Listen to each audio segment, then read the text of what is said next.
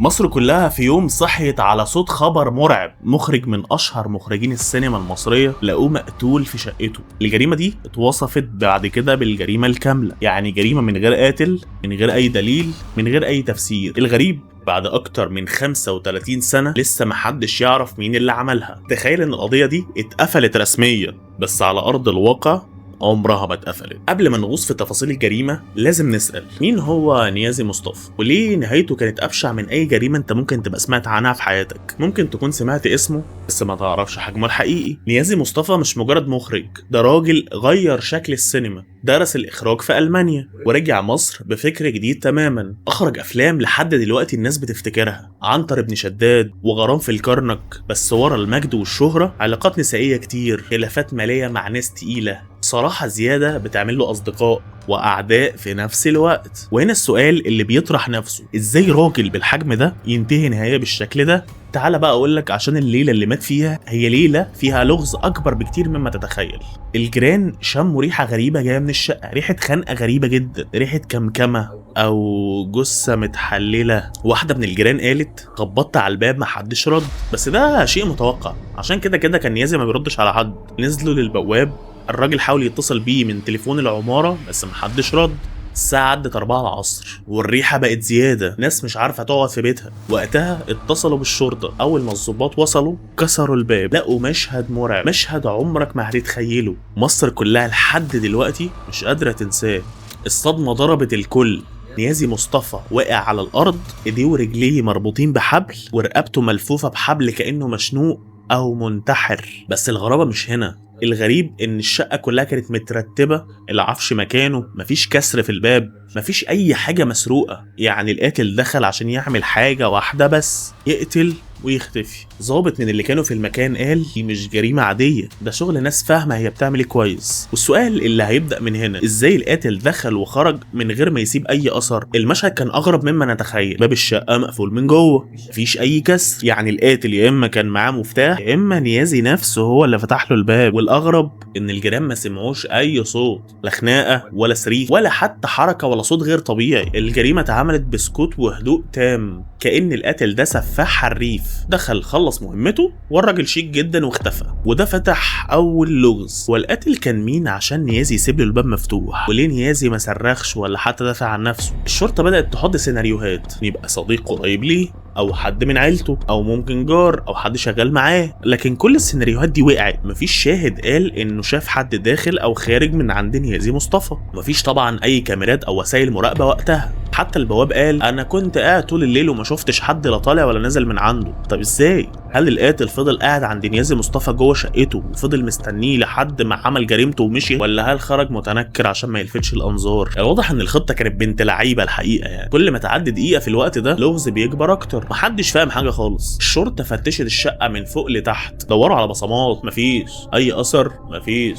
كأن القاتل كان لابس جوانتي. دوروا على حاجات مسروقه، مفيش. فلوس في مكانها، ذهب موجود، حتى الاوراق المهمه زي ما هي. الصحافه وقتها كتبت: جريمه من غير دافع واضح. والجمهور بدأ يتكلم: هو ايه اللي يخلي حد ممكن يخطط بالشكل الغريب ده؟ هل في سر اكبر مستخبي ورا دافع القتل ده؟ من هنا بدأت تطلع النظريات. قالوا ان نيازي كانت علاقاته النسائيه كتير جدا، ممكن واحده منهم قررت تقتله. بس هل الانتقام الشخصي يتعمل بالحرفنه دي؟ وقالوا برضه خلافات تقيله مع ناس معينه في الوسط الفني، ويمكن كان حد شايف ان نيازي مصطفى ممكن يبقى خطر على مصالحه. كمان قالوا ان كان هو بيجهز لفيلم في اسرار كتير كان ممكن تاذي ناس كتير في الدوله، فيمكن كان في حد مش عايز الفيلم ده يشوف النور. كل نظريه كانت اقرب من اللي قبلها، بس المشكله ان مفيش دليل. وده خلى الناس تسال: لو دي مجرد اشاعات، مين ورا الجريمه بجد؟ هل المافيا هي اللي ممكن تبقى خلصت عليه؟ الوسط الفني في الثمانينات كان مليان صراعات. اوعى تفتكر ان الثمانينات كانت فتره سهله، بالعكس دي كانت فتره مرعبه فيها ملايين بتتصرف على انتاج وتوزيع، ناس لسه ليها نفوذ، ناس تانية بتخسر. اللي صدق النظريه دي قال: نيازي مصطفى كان واقف ضد مصالح ناس كبار،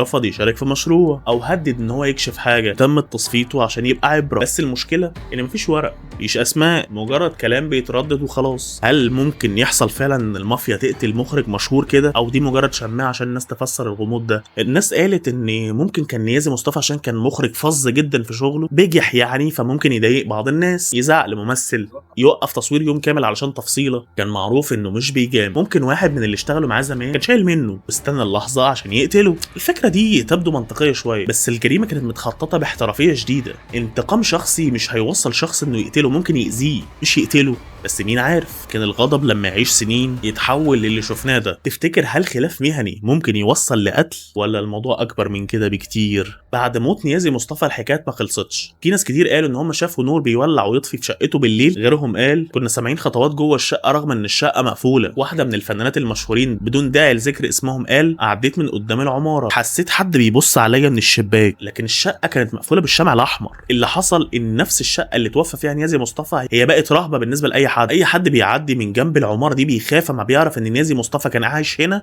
واتقتل هنا، كأن الشقه بقت مسكونه. هل دي مجرد اوهام؟ والمشكله ان الغموض زاد والقصه خرجت من انها جريمه ودخلت في سكه بيت مسكون وعفاريت. بس تعرف ايه الغريب؟ اغرب نظريه ظهرت ان نيازي نفسه كان حاسس بنهايته. ناس رجعت تشوف اخر 3-4 افلام ليه وقالوا ان فيها تلميحات، مشاهد لشخصيه بتموت متكتفه، حوارات عن الموت اللي بيجي من اقرب الناس. في ناقد كتب نيازي كان بيسيب رسائل مشفره في افلام كانه كان بيعلن عن نهايته بس من غير ما حد ياخد باله. هل دي صدفه ولا فعلا كان عارف ان في حد بيراقبه ومستني اللحظه المناسبه؟ ولو كان عارف ليه ما قالش؟ هل كان خايف ولا كان متاكد ان حتى الكلام مش هينقذه؟ الموضوع فضل يلف حوالين فكره واحده، ان القاتل كان قريب قوي منه. اللي حير الناس مش الجريمه بس، اللي حصل بعدها كان اغرب. الصحافه كانت مستنيه اي تصريح بس مفيش اي حاجه. الجمهور عايز يعرف مين القاتل لكن مفيش ولا مشتبه فيه ظهر. ظابط على المعاش قال بعدها بسنتين القضيه دي معموله بحرفيه عاليه قوي، اللي وراها مش هاوي، ده حد عارف هو بيعمل ايه كويس قوي، محدش عارف حاجه. السؤال المهم هو مين اللي عنده سلطه يخلي قضيه زي دي تختفي من على وش الارض؟ في الوقت ده الاعلام لعب دور كبير. الصحف كتبت عناوين ضخمه، مقتل مخرج يهز الوسط الفني، والمجلات نزلت صور وكأنها بتعرض فيلم جديد، والجمهور كان في صدمة، ناس بتعيط وناس مش مصدقة. لكن مع مرور الأيام الحكايات اختلفت. في اللي قال القتل من الوسط، غيره قال لا دي مؤامرة سياسية، كل بيت في مصر بقى عنده روايته الخاصة. الجريمة خرجت وبقت حكاية شعبية، بس الفرق من للأسف دي قصة حقيقية. والناس بدأت تسأل ايه اللي يخلي نهاية قصة زي دي بالشكل الغامض ده؟ بعد شهور من قتل نيازي الأسئلة ما خلصتش. ليه القاتل ما سرقش حاجة؟ ليه ما سابش أي أثر؟ وإزاي اختفى من غير ما حد يشوف؟ والأغرب ليه مخرج زي نيازي مصطفى يبقى هدف من الاساس؟ ما كانش سياسي، ما كانش ظابط، كان مخرج عادي مؤاخذه يعني بتاع ليله انس وليله حمراء. ناس قالت يمكن شاف حاجه ما كانش لازم يشوفها، ناس تانية قالت انه ممكن يبقى قرب من خط احمر ما كانش ينفع يقرب منه. لكن الحقيقه ولا نظريه معاها دليل، كله مجرد هبد. علشان كده الناس بقت بتسميها الجريمه الكامله. عدت السنين والملف ما اتفتحش تاني، لكن الحقيقه ان القصه ما انتهتش. كل ما يتجاب سيره نيازي مصطفى يتقال معاها القضيه اللي ملهاش حل. ناس اتقسمت، في اللي مقتنع ان القاتل شخص قريب منه، وفي اللي شايف انها شبكه مصالح اكبر، في اللي مؤمن انها مؤامره اتقفلت. لكن السؤال الحقيقي اللي لسه واقف، لو كنت انت اللي بتحقق في الجريمه دي مين اول واحد هتشك فيه؟ قول لي في التعليقات مين انت شايفه ممكن يبقى قتل نيازي مصطفى.